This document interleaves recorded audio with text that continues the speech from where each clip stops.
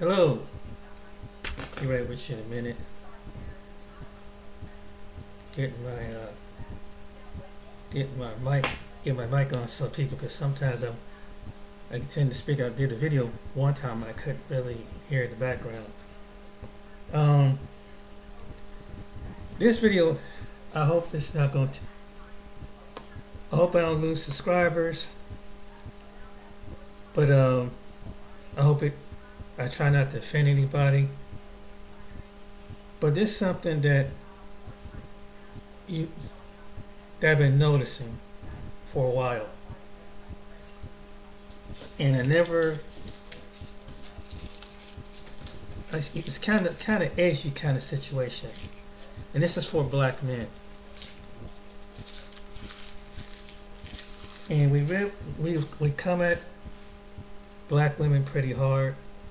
I mean, I know I made some videos on black women and I showed their personality. I showed other women's personality, but and I put black women in my title, and it seemed to get some reviews.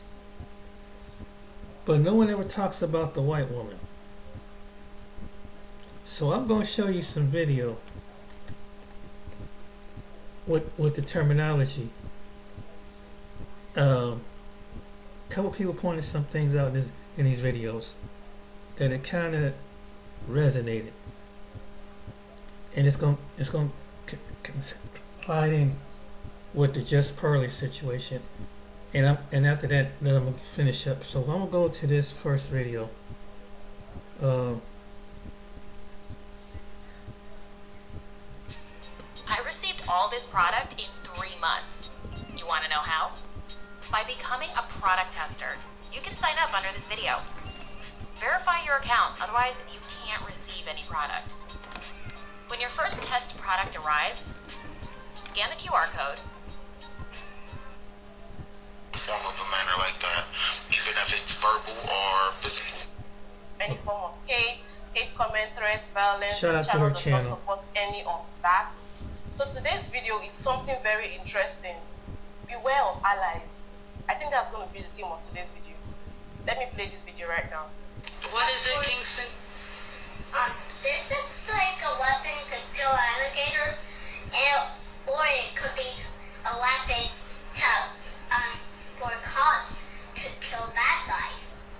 Or black people. Yeah. I had to block the face of the child because it's a child, okay? And YouTube don't even play like that. So you could see that video. The child was innocently playing, holding that stick in his hand, talking about how police could use that as a weapon. And the woman volunteered. She opened her mouth. She was not under duress. She was obviously in her right senses when she said that, and she said, "Oh, black." When I watched that video, my jaw dropped because I could not fathom why someone would say that. And you knew that the camera was recording. You recorded that and you posted it.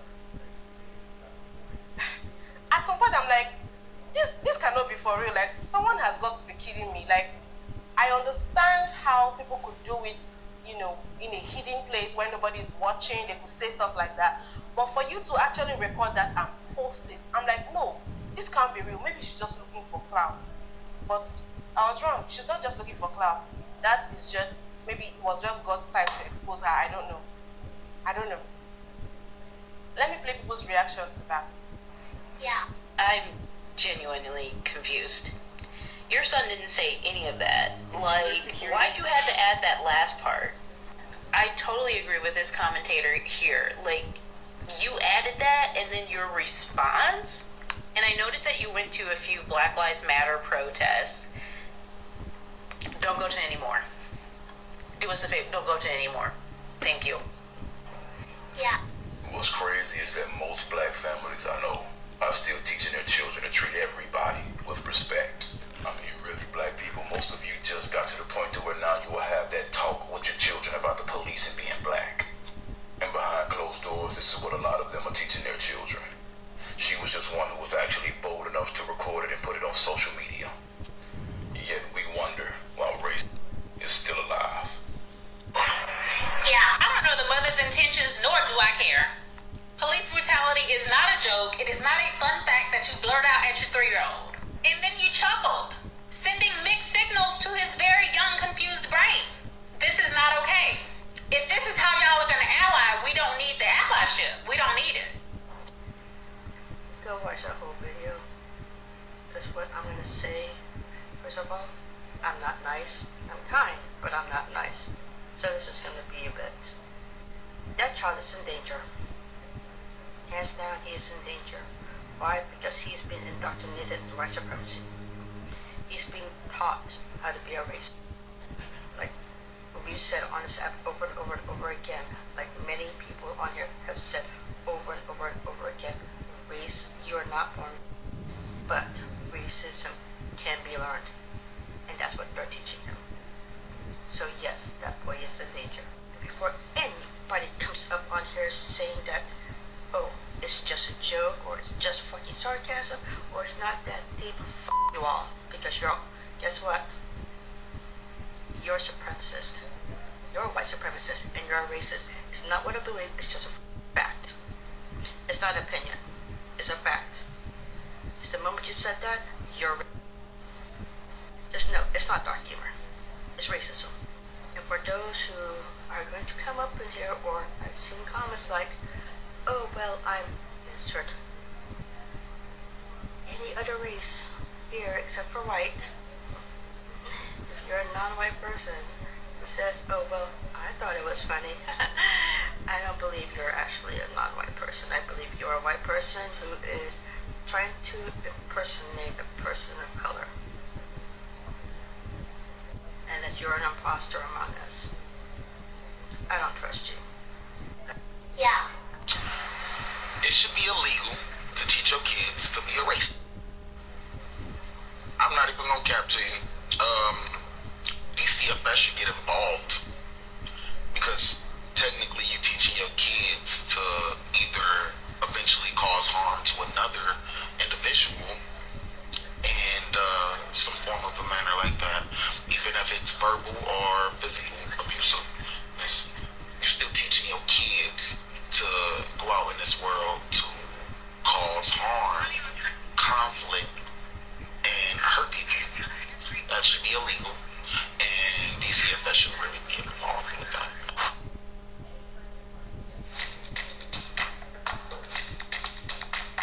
That's a shame. That should be illegal, and DCFS should really get involved with that. Hey, assalamu alaikum, Rahman, Salahi, wa barakatuh. It's being taught to their children, yo. As innocent as those babies is, their parents are instilling in them hate. That's the sad part. That's the sad part. While we gotta tell our kids to watch out for great people, they raising their children to dislike black people. That's the crazy part. And it's sad. Go watch that little boy. He ain't know no better, but his mother told him to go against black people. They raised this way, y'all. I'm still in disbelief that someone recorded that kind of thing and posted. And I'm even still in more disbelief that someone is willing to teach their child something like that. And it just makes me wonder, because I've seen videos that say, could children be raised to disease? And no, I do not believe children are born with these prejudices against people because of their skin color. I don't believe children are born raised to disease. But I believe they get taught that very character and attitude at a very young age, just like what we saw in that video.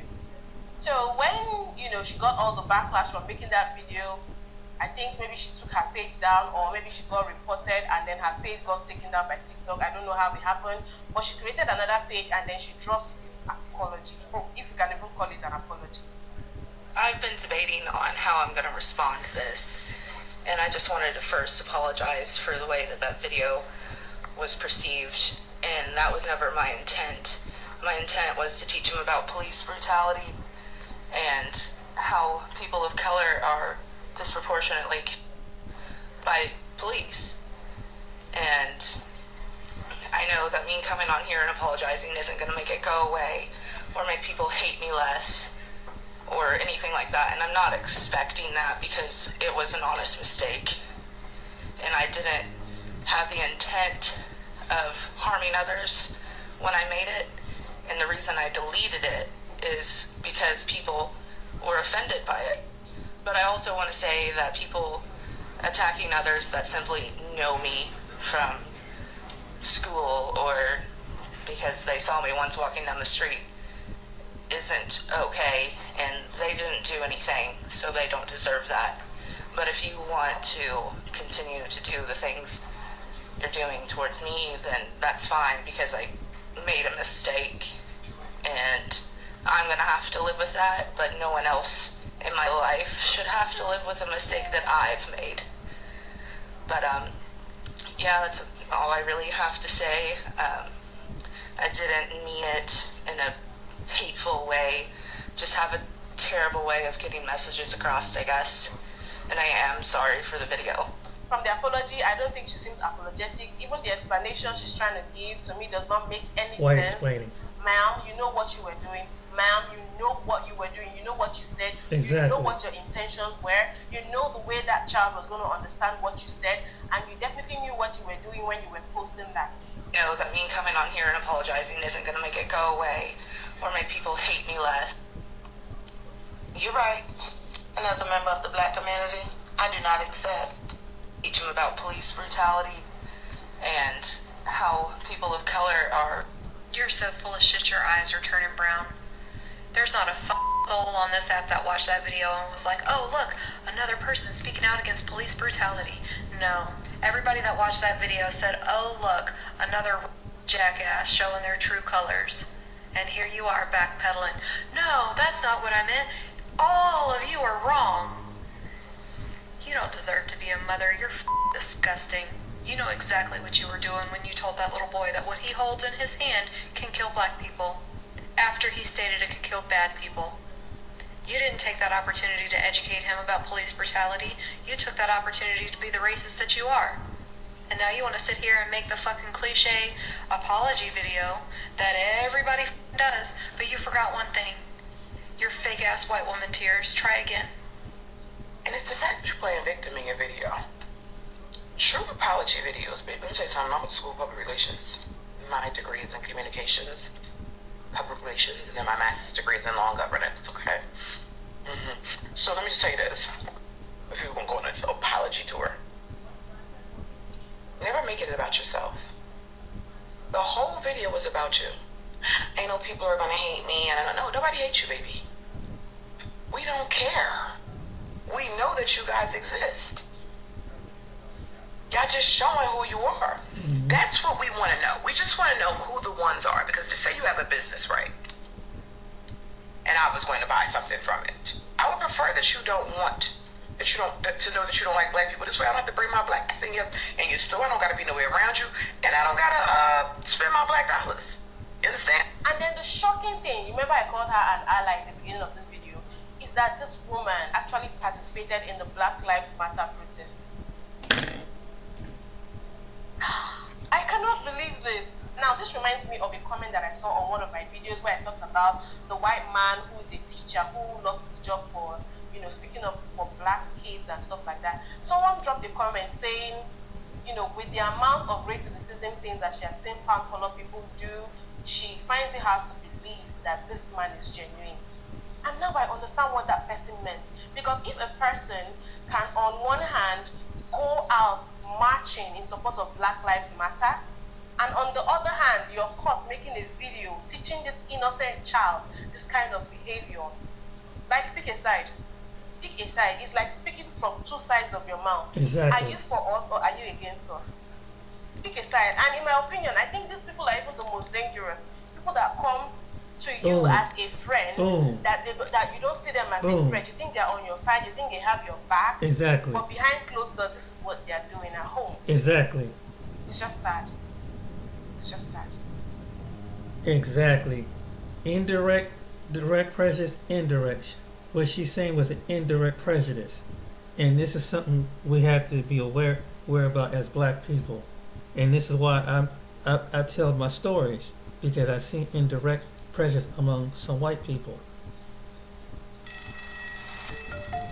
Being a kid today is a full-time job. But here's the next video. Shout out to Runaway Slave. Sports, enrichment activity.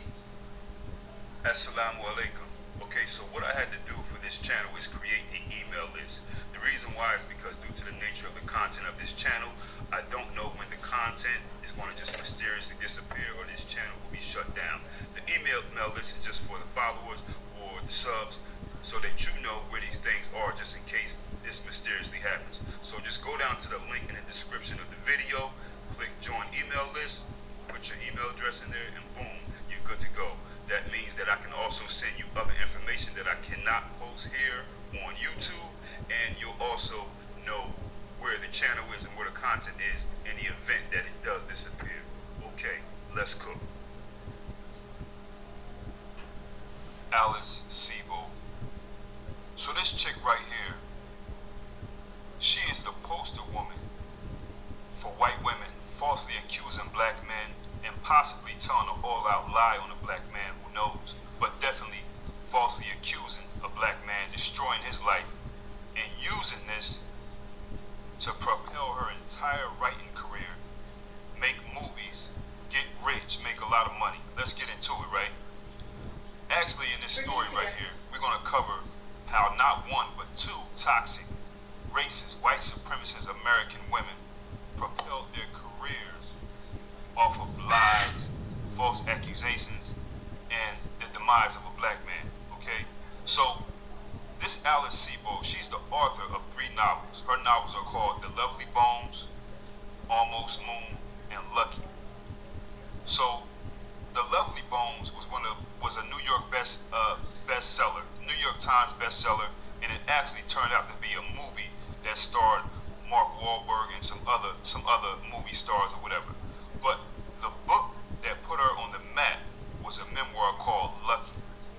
Lucky sold over 1 million copies, and in her memoir called Lucky, she described her experience as a freshman at Syracuse University when she was raped by a black man.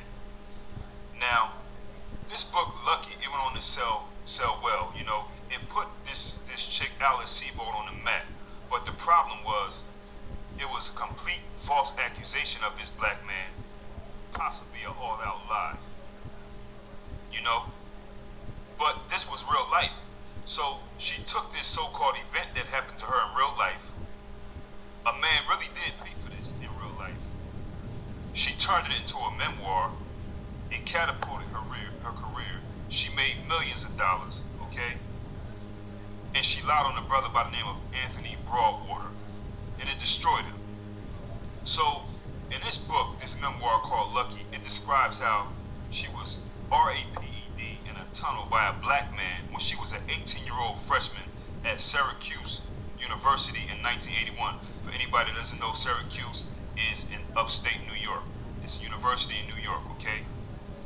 So, she claimed that a black man did this to her, sexually violated her, and after this, she supposedly went to the police to report this crime and what happened. It happened in some tunnel or something like that.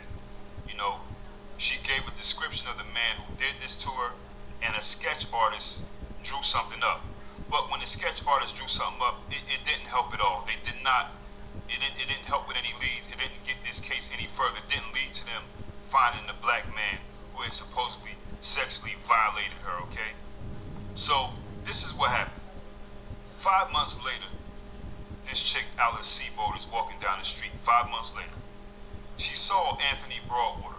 Anthony Broadwater was walking down the street. Now, at the time, Anthony Broadwater, he had just returned back home from the Marines. He was in the Marines. But he had to come home because his father was very, very sick. And he had to leave the Marines to come back home and take care of his father. So he's walking down the street. Alice Sebold, she sees him. When she sees him, she ran to the police. She went to the police and told them, I just seen the man that sexually violated me, that did this to me. So, remember, people, were in upstate New York. This is pretty much the deep south of the north.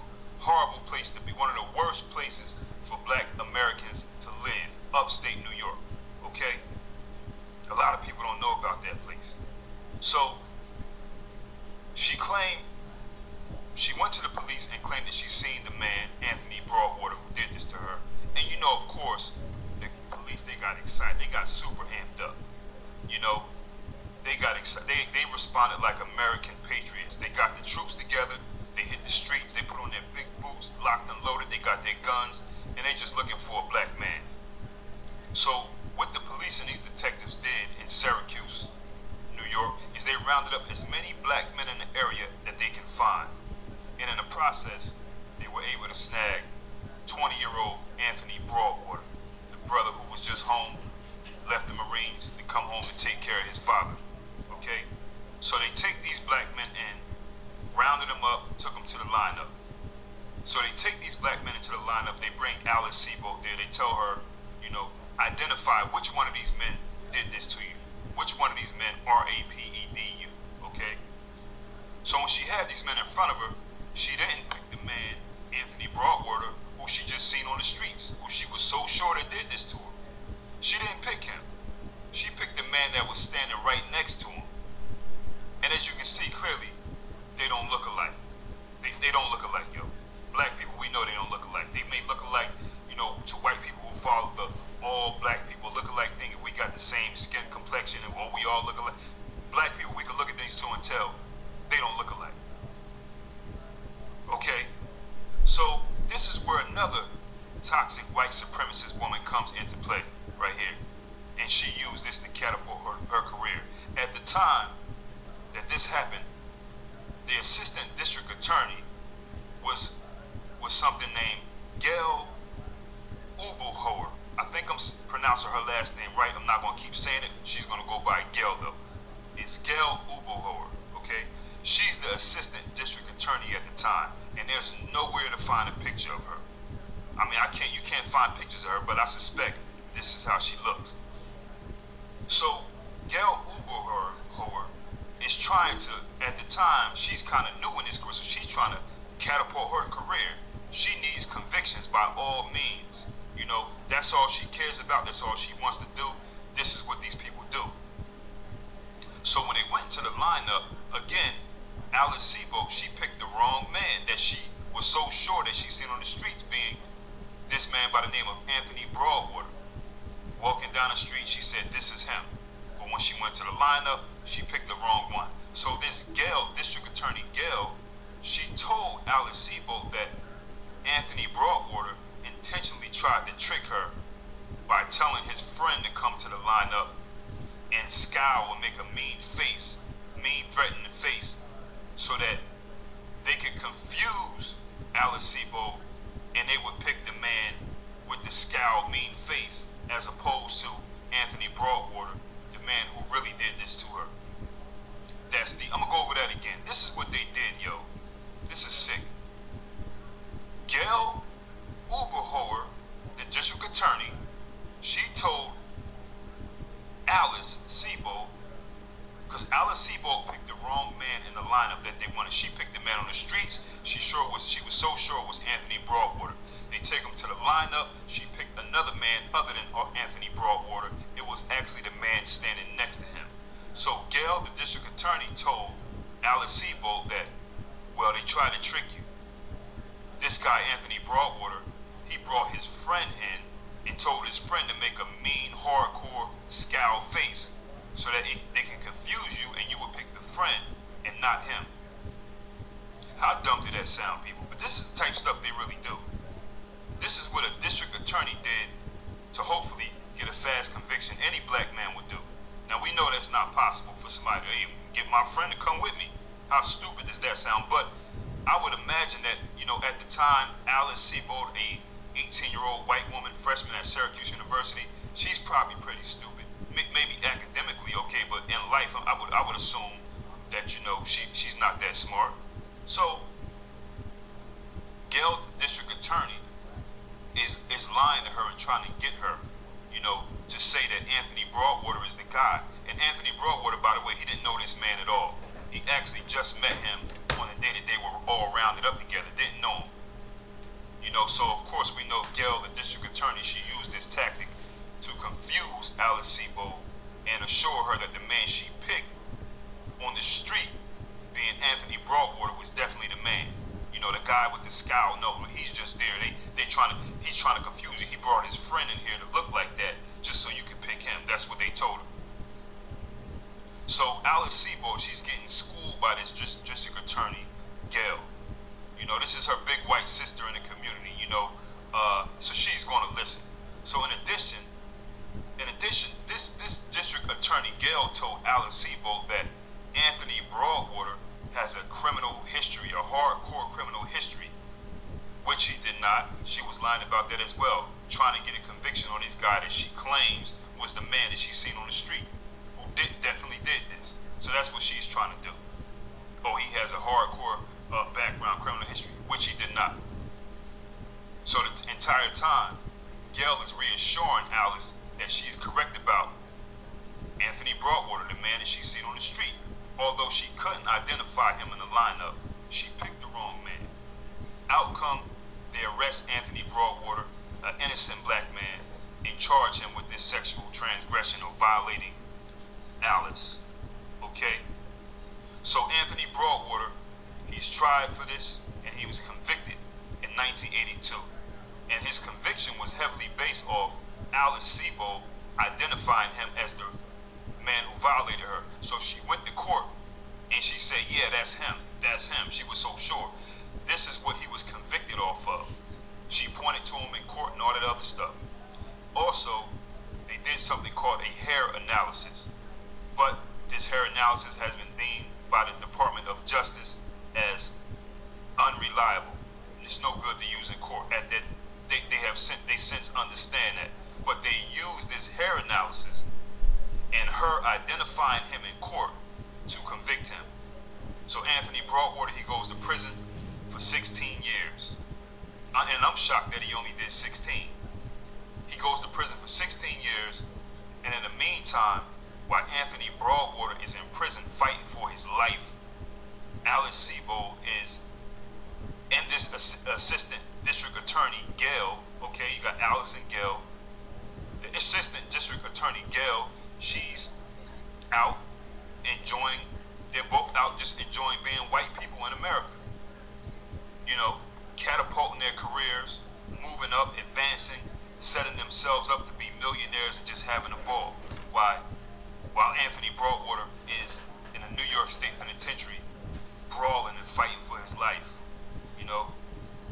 So Alice Sebold, she's working on her career as a writer, and interestingly, during this time, she's working, and in the year of 1999, Anthony Broadwater, he served his time, he's finally released from prison. So in 1999, when Anthony Broadwater is released, what's interesting is, this is the same year that Alice Sebold's book, Lucky, came out. Again, Lucky is the book where she talks about her experience as a RAPE victim, as a freshman at Syracuse University, and this is her first book, okay? Remember, she claimed that Anthony Broadwater was the man to do this. This is her first book, and this is the book that really catapulted, made her career just take off. So when Anthony Broadwater is released from prison, he lives a pretty quiet life. He got married, but he refused to have any children because he didn't want to bring offspring in the world who would have to suffer and be held accountable for this conviction that he know he didn't do, okay? He gets a job as a trash hauler. He works on, you know, for sanitation or whatever, and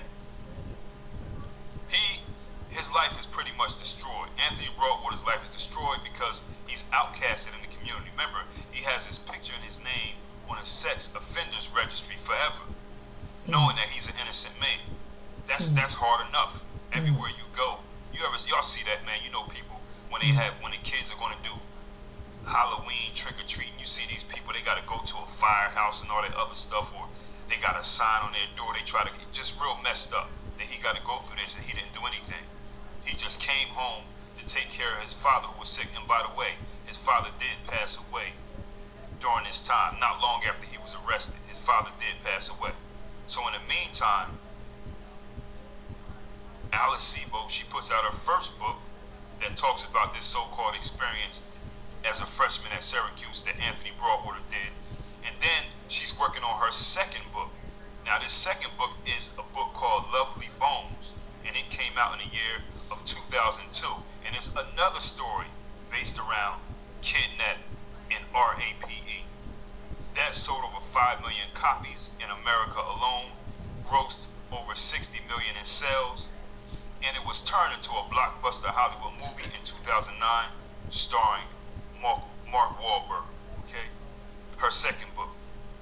So I know what you all think. You're thinking the same thing I'm thinking. Like, okay, wow, this Alice Sebold woman, she just loves RAP. She just loves sexual deviant behavior and violation and stuff like that. I mean, she took this gloomy thing and she's highlighting her experiences off of it to make movies and make a lot of money. I mean, that sounds like a traumatized woman, right? Whatever. So in 2019, this Alice Sebold woman, by 2019, she's a big deal. She's enjoying her career. She's rich. She's making all kinds of money. And it gets even better for her. That first book that she wrote called Lucky, where she talks about her experience as a freshman at Syracuse University when Anthony Broadwater supposedly had sexually violated her.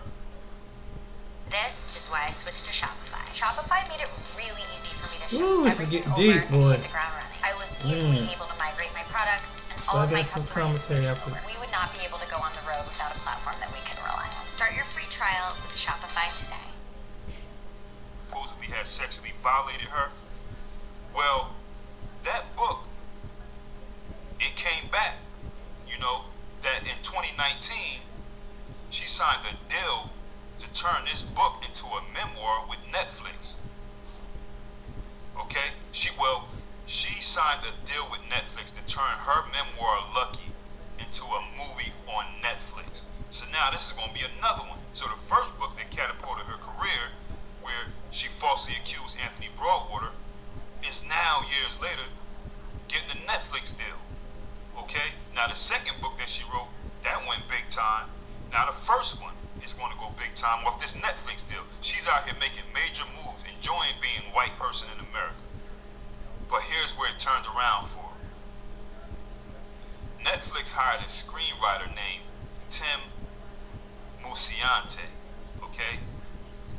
They hired Tim Musiante to work on this Lucky project, this Netflix project. So Tim Musiante, he's reading the story. He's trying to he's trying to get the job done. He has to look into things. He got to check files. He got to be thorough in reading the story and everything. He wants to do a good job. He's a professional. He's a writer, a screenwriter. But when Tim Musiante is checking into things, he notices some serious inconsistencies. So Tim Musiante, he must be one of those people where you just can't be on his feet and tell him it's raining. He must be one of those people. He's like, oh no, hold up. The inconsistencies in what he was looking into with this was so bad that he hired a private investigator. So the private investigator started looking into this story, Lucky, looking at the files and looking at everything. And from this, the private investigator knew that Anthony Broadwater was an innocent man, and he went to prison based off of lies and inconsistencies, and the entire system, they just formed Hell Voltron and put this man away and destroyed his life. Now, this private investigator that Tim Musiante hired, this went on and it led to the case returning to court in New York, in Onondaga County. I think I may be pronouncing it right. Onondaga County. That's up somewhere upstate New York. And a district attorney named William Fitzpatrick, he admitted this should have never happened. This should have never happened. So, 40 years in now, Anthony Broadwater, 40 years in. Remember, he did 16 in jail, but remember, he's still on these sex registries and got his picture everywhere. It's 40 years later now that 40 years that he had to deal with this. And 40 years later, finally, Anthony Broadwater's life is looking a little better because his conviction is expunged. Okay? Because this man, Tim Musiante, said, no, this ain't looking right. He hired a private investigator. Boom. They took it in. They got connections. Went back to court. The district attorney's like, nah, this is wrong. Expunged Anthony Broadwater's record. He's no longer, connected to this. After this happened, right, everybody's waiting for this chick, Alice Sebold, big time popular millionaire writer, you know, to say something. Like they waiting for apology, something. Well, she finally did say something after 8 days, but interestingly, she didn't accept full responsibility for her role in what she did to destroy this man's life. She didn't accept full responsibility. The American author Alice Sebold has apologized for her part in the conviction of a man exonerated last week of raping her in 1981. In a statement, she said she was struggling with the role she played within what she called a system that sent an innocent man to jail. The events formed the basis of her memoir, in which she described being raped and later telling police she'd seen a black man in the street whom she believed was her attacker. Anthony Broadwater was arrested and convicted on flawed evidence. He spent 16 years in prison. And North America correspondent David Willis explained the details. As you heard, she clearly blamed the system for this. Yeah, the system. She blamed the system for this. But it's you too, Alice. You're part of the system. You're a key part in the religion of white supremacy. Yeah, the assistant district attorney, this troll named Gail, she did coach you to lie. Yes, you were 18 years old, 19, 18.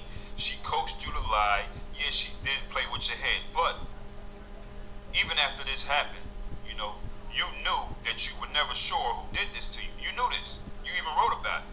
She knew she was never sure about who did this to her. You know, and let's just say, okay, you were scared because you were 18. I don't think you was.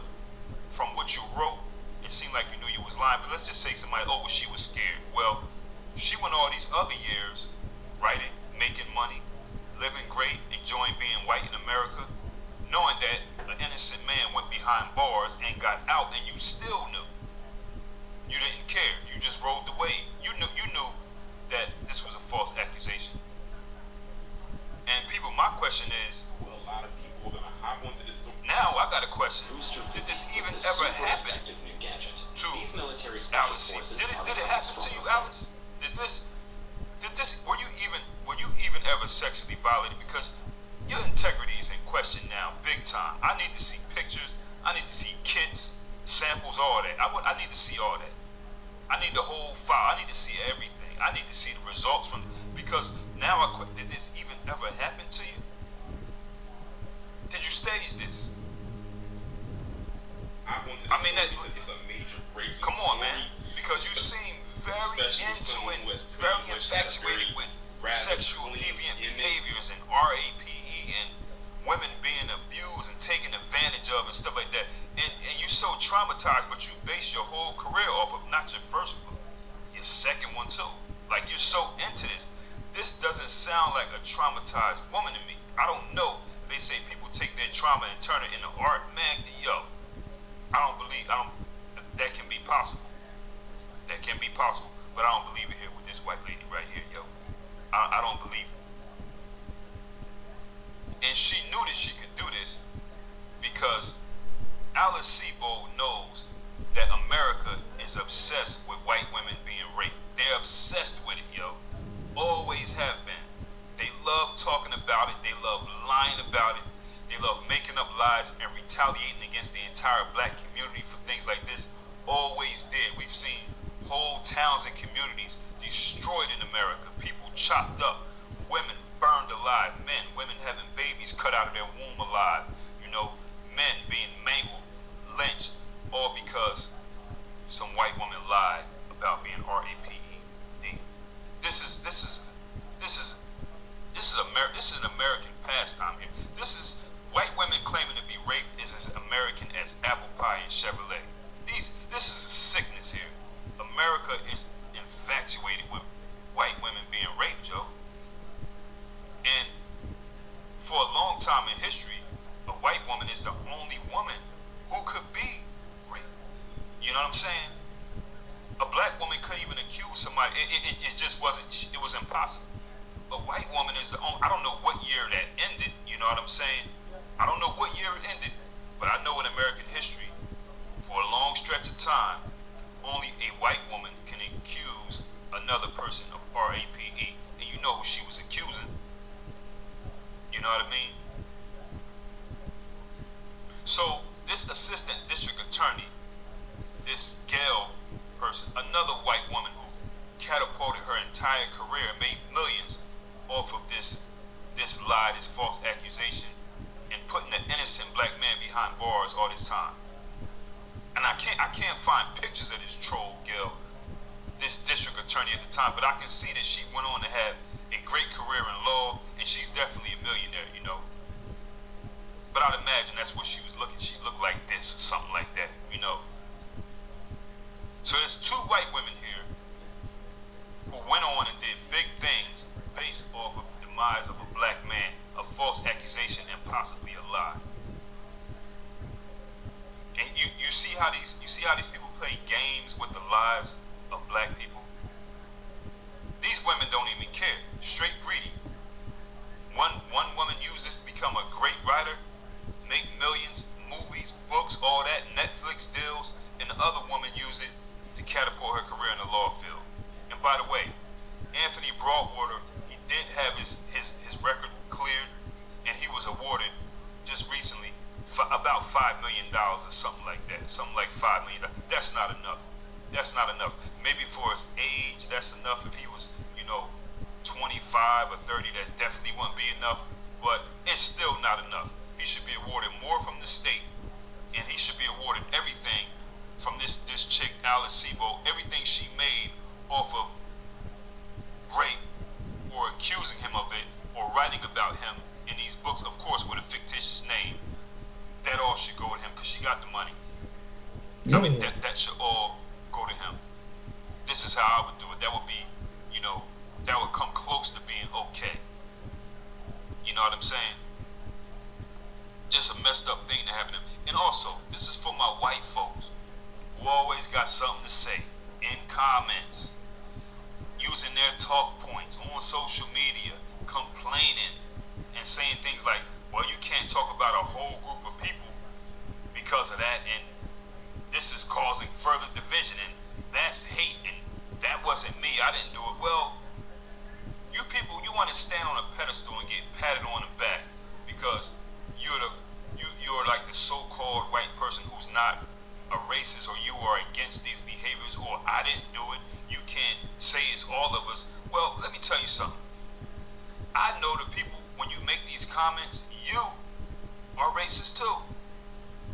When white people make those comments, they are racist too. Because just like the other people in the white community who know these things are happening, you do absolutely nothing. Instead of being a good human being and promoting a system of justice, you sit back and do nothing when you see black people call out these transgressions of white folks, and you know they're true. You do absolutely nothing. But you want to step up and say, well, you're part of the problem. I didn't do this. I live with my black husband, with my black dog, and all this other dumb stuff. And, oh, I had a black friend. Shut up. You do absolutely nothing. You see how this white man here, Tim Musiante, who was hired by Netflix to be the writer, said, no, I can't do this. Let me call an investigator. And shout out to this man, Tim Musiante, for being a good human being in this case here, right? Shout out to him for that. But you see how he even telling the truth and doing the right thing was more important than him getting a bag of money from Netflix, to where he had to say, no, I gotta do something, this isn't right. And he used his influence as a white American to do the right thing. He called a private investigator. All of you can do this. Because you know that you can use your influence as a white person to do the right thing. But you don't. But you don't. Because you know when white people call out other white people, things will get moving a little faster, Mm-hmm. But you don't. Yes. And even the ones now who call themselves calling other white people out, they racist too. But that's a whole nother story, usually, But things like this man, Tim Musiante, did, look at what he did. He got this thing rolling because he seen that this lady was lying and the whole system was flawed. You don't do this. these celebrities, these white celebrities, they don't do this. They don't jump out the window saying anything because they are racist too. When you see these people always saying something but never doing nothing, and I'm not talking about going outside holding a sign. I'm talking about putting that junk into action for real. You are racist too. That's why you're saying something. That's why you're saying something. So all you white folks who pop up and speak when the entire white community is being called out, you know, when you have done absolutely nothing to stop it, you're part of the problem. Because a lot of you could be doing things like what this man Tim Musiante did. This was more important than him getting his bag from Netflix. Anyway, brothers, be careful, because you don't want to end up like this guy. Up until this point. Now, Jonathan Majors, I have said, is definitely going to be one of the biggest actors of our generation. His career has taken off in a huge and major way, and it's like a runaway train with no stop in sight. You're either hearing about him in an upcoming movie or him working on a film that's coming out soon, like a little bit later down the line. Now, let's run down a little bit of the stuff that he's done so far in such a short amount of time. The first time I got introduced to him was on Lovecraft Country, which was a very good show that was on HBO. I wish it got more than one season. Then he was in this movie called The Last Black Man in San Francisco. I didn't have a chance to watch that movie, but from those who have heard, who have saw it, said that it was pretty good. Then he appeared on an episode of Loki as He Who Remains, which is one of the variants of Kane the Conqueror, and that was kind of like an introduction to what we was going to see from, or we're going to see from him in the MCU going forward. Then he was in a movie called Devotion, and there's probably some other stuff in there that I might be forgetting, but I'm thinking more of the mainstream stuff that he's done. I didn't get a chance to see that movie, but I've heard kind of mixed reviews about it, but from what I did hear, his performance was still phenomenal. Then, of course, he had his breakout role as Kane the Conqueror in Ant-Man and the Wasp: Quantumania. Now, while the movie did not do well financially and successfully in that regard, his performance was superb. Then, of course, he was in Creed 3 with Michael B. Jordan, and I told y'all in my review how much I absolutely loved that movie. That movie was one of the best movies I saw this year. He also has a movie coming out at the end of the year called Magazine Dreams, which I definitely want to check out, and if his cards are played right, it could be an Oscar contender, but then again, I'm not holding my breath, and with this situation right here, I won't be surprised if he is or could have a chance to be, that they won't snatch it away from him because of this situation right here. I also heard that he's supposed to be working on a Frederick Douglass biopic. We're gonna just keep it right here. Mark Wahlberg, for those who know his history, that man still is working in getting A-list roles, and his history has been all but buried. So I and others are going to wait it out and see what comes of this, because a bunch of us are close with people, and sometimes multiple people he has directly harmed. I don't know if they will speak on it. It is completely their decision. Nikolai explained that if casting directors like you, that's the currency, but nobody will call his ex's girlfriend at the time directors, professors. They don't do that. The actor went on to share that literally people, Jonathan Majors did this too, are texting me right now, it's not I heard. And it says Disney and Marvel Studios have yet to officially comment on the Avengers, the Kane Dynasty stars' arrest. So as you can see right here, the pile-on is about to commence, or it's commencing right now. Now everybody wants to do it. When they keep saying that they felt like they didn't have a voice, or they felt like they couldn't do anything because people wouldn't have believed them, I take that with a grain of salt. Because at the end of the day, Jonathan Majors is a black man in Hollywood, and if they could find a way to tear him down, they probably would have believed it. But yeah, this is only the beginning. This is only the beginning. And see, the thing is, they're bringing this stuff up now for two reasons. One, to back up what is recently going on with Jonathan Majors, and to give this a cushion or a backup just in case what happened allegedly in this cab falls through. Then they can say, oh, well, that fell through, so now we're going to throw this in there and maybe, we can still do a thorough background check on him. So now, because they brought this up, especially going back to when he was in school, now they're going to dig back even further and try to pull from any and everybody who has anything blemishing or negative to say about him in order to push this thing forward and keep this narrative going. And something else that someone mentioned when they were reading the articles is they keep mentioning about any upcoming projects that he has, almost to let people know he has this and that project coming out. We're just letting you know right now, just in case if you want to start the cancel campaign right now, so when the movies or shows or whatever he has working comes out, to not go and support it. Sort of like what they did, like that tweet said with Nate Parker. They got scared to death when they learned that Birth of a Nation could have been an Oscar contender, which it definitely was. And the fact of the narrative of the movie, they did not want that to happen. So what did they do? Literally in August, they brought up old stuff from when he was in school, from alleged violations between him, this white woman, and this other black man who was, I think, his writer or one of his co-writers for the movie. And then, well, y'all know what happened. Jonathan Majors is probably right now getting ready to go through the same thing.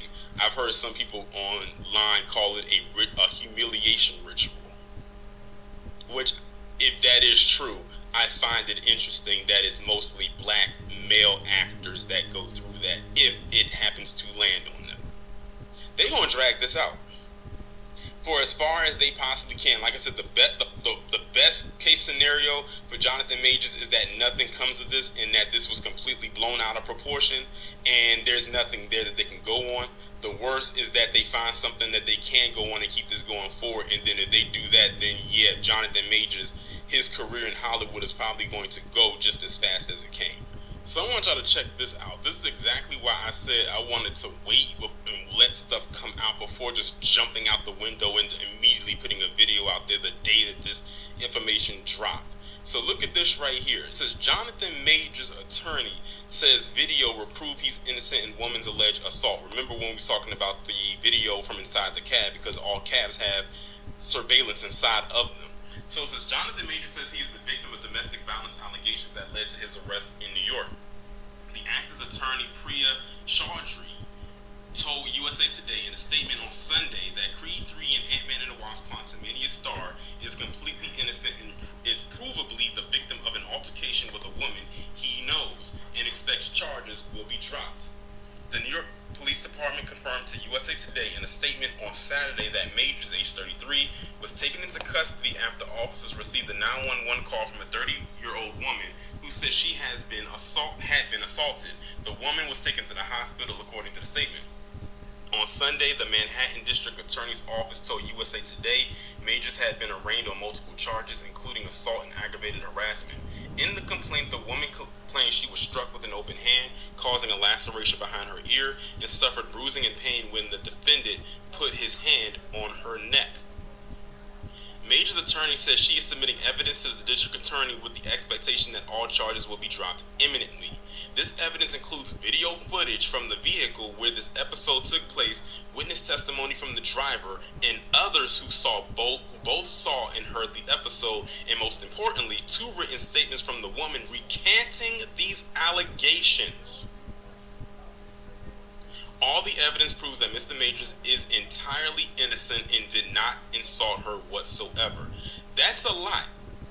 And his attorney sounds very, very sure about what is in there. Because remember, we said there has to be video. We need more stuff. So she said they have video footage from inside the cab. They have a testimony from the cab driver and 2. Guys, my grandma asked me to make this video for you guys, but now Americans can receive premium credits for all their expensive medical care, literally through a low cost or even free health insurance plan. I'm telling you, it won't cost you a dime. I'll stop it right there. This is starting to be a pattern, I noticed. And this is in the wake of the Just Pearly Things situation. Why did I use her as an example? Because she's the type of person that said it on video, on one of the previous videos, and said that it's okay to be a Karen. this chick, the one is you've been seeing her face pop up all in the video, and she went in front of a black panel, and she mentioned this. So this tells me a lot about, and this is a teaching lesson for black men. I mean, this is a teaching lesson, even when it comes to watching the white female, because some of these white females, man, they cold as ice, and they sit up there and they say that they down with you, but then again, you don't know they setting you up. We kind of accuse black women of that, but you gotta be careful of the white woman, no doubt, because some white women, because you keep seeing story after story, and that's why I showed the video. And maybe there was a point that maybe when you think back about our grandmothers told us, be careful. Now, as young black men, we have to be careful, because you just don't know, man. You just don't. You know, sad enough. And even though, you know, not everybody's like that, of course, but when you, especially, you know, we go hard on black women, but the white woman is the architect of these things, no doubt. She's an architect, and she play Karen. She'll play you full fool. She used her manipulate her tears, her weapon, and everything. I see it now. Oh, I see it, man. Hearing this story after story. And it's been this is a year of exposure. That's what it is. And what's been hitting the dark is coming to light. I'm gonna play this video for right now. If you're a man over 40 suffering with a swollen weak stream, use this strange sour substance before bed each night, just like what astronauts do to get relief. And for her to come out, like, you know, at this critical time to talk about, like, you know, side black Americans, that there is something really fishy about it, and people are not happy. And you know what?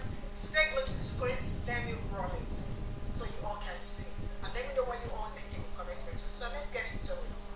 Some people are concerned about the words they use. The reason Americans care about civil rights, the reason we are sensitive to racism is for one issue and one issue only, and that is how black Americans were treated in this country. It is because of the legacy of slavery and Jim Crow. Those do not compare. Irish, you know, the new groups, they always get a little bad treatment. Do not compare that to how blacks are treated in this country.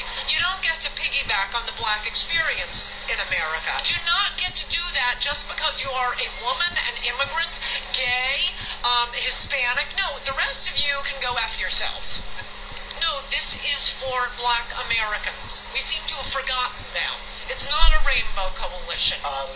Various groups, feminists, gay rights groups, and those who are defending immigrants have commandeered the black civil rights experience. Yes. What do you mean by that? There is the legacy of slavery and Jim Crow laws. We don't owe the homeless. We don't owe feminists. We don't owe women who are desirous of having abortion. That's what civil rights has become for much of the left. Wait, can I just say, what have we done to the immigrants? We owe black people something. We have a legacy of slavery. Immigrants haven't even been in this country. The black experience is different from any other experience in America. There is slavery, there is Jim Crow, so I really do resent it when people come along and say, well, you can't say the phrase illegal alien when you use the N-word, you can't say retard when you say the N-word, you can't say, I don't know, a million other things. They're always comparing it to the N-word, so the main point I want to make is no other word is like the N-word. And Coulter for the win, ladies and gentlemen. Nobody saw that coming. CNN, that's what you say. Ann Coulter, this is one of the first times I've ever agreed with Ann Coulter, and it's on CNN. Mark this down in your calendar. But Ann, you've always felt this way. This isn't new for you, right? It's not only not new for me, this is standard Republican position. I mean, there's this and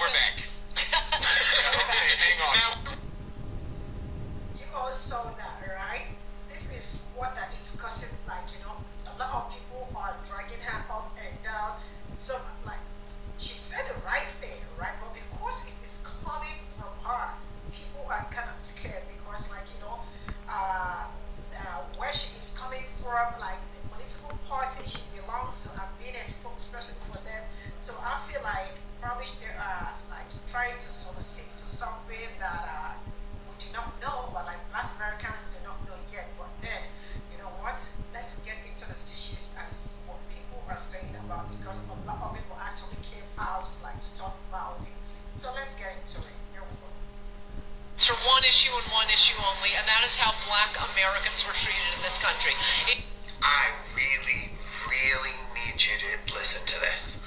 Stop what you're doing and really try to understand what's happening here with me. The first thing you need to know is that Ann Coulter is smart. And the second thing is she's been playing this game a long time. Ann Coulter is the OG conservative white woman. Before Assault Rifle Girl went to Oklahoma State or wherever that was, before Tony Lahren got anywhere, it was Ann Coulter. And she's here for the long haul. So you start to get curious, what on earth is she really about? And she tells you in this video. Even in the part I stitched, she said this is one issue and one issue only. This is not a rainbow coalition. She goes on to say, we don't owe the feminists anything. We don't owe homeless people anything. We don't owe people that want abortions anything. This is about how black Americans are treated. Okay, the second thing you have to know is why we have a rainbow coalition in the first place. Part of it is like, yes, all feel good, we should all go everywhere together. The other part is that a bunch of really smart people sat down and realized black people don't have the numbers. We by ourselves do not have the numbers, and every time we try to go kick it by ourselves like Tulsa and Rosewood, they burn it down.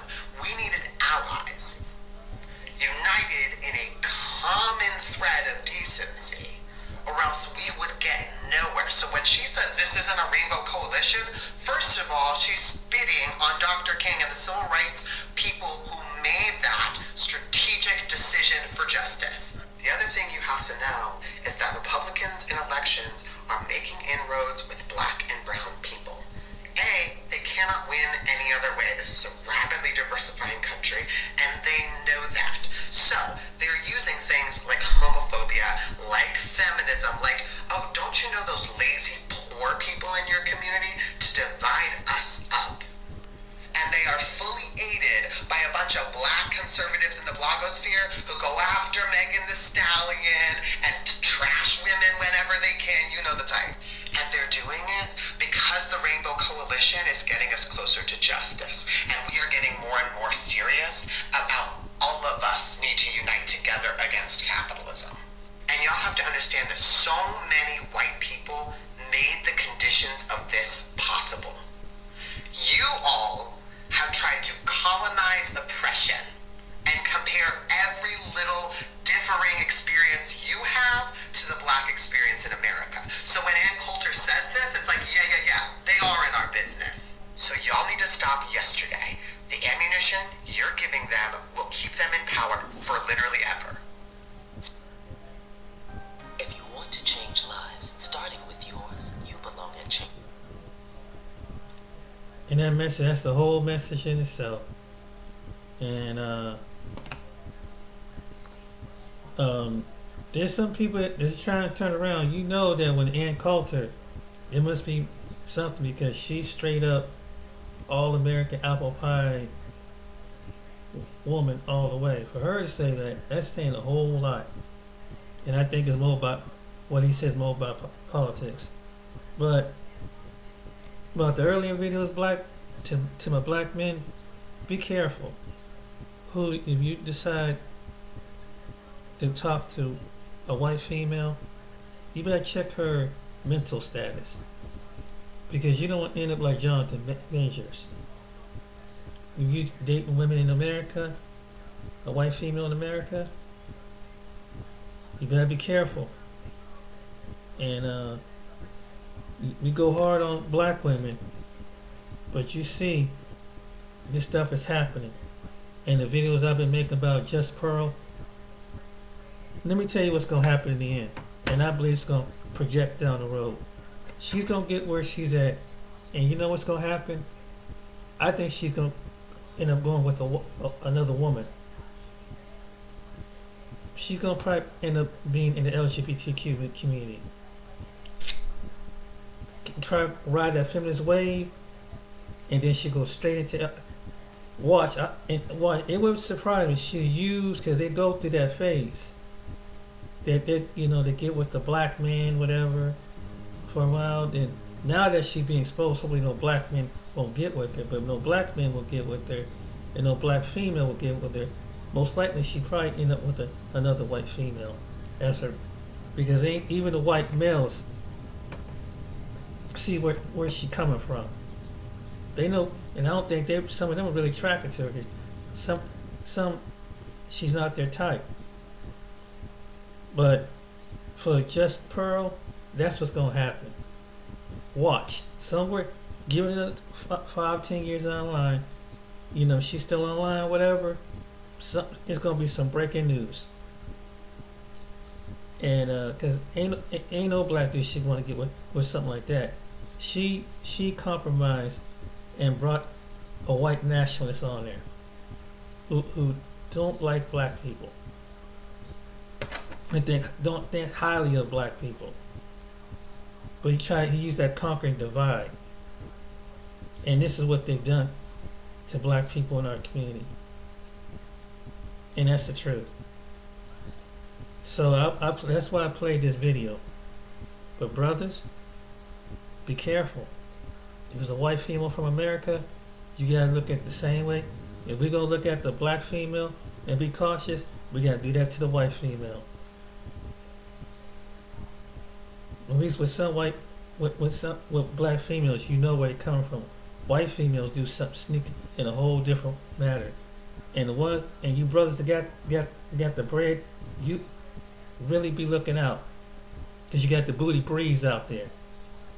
See, we too busy looking at the Tanikas, but we ain't looking at the white booty breeze. That's so-called been cast out and cast away from the community. So just be aware. I'm telling you, and don't be flattered with their tongue. You know, stop thinking. We need to all start thinking with our lower head. In stereotypes and joke, like we see back in the Playboy magazine and the porno magazine, we see the white females, and we got this fantasy in our head, because sometimes the fantasy don't match up when it comes to having relationships with them. That's a fact.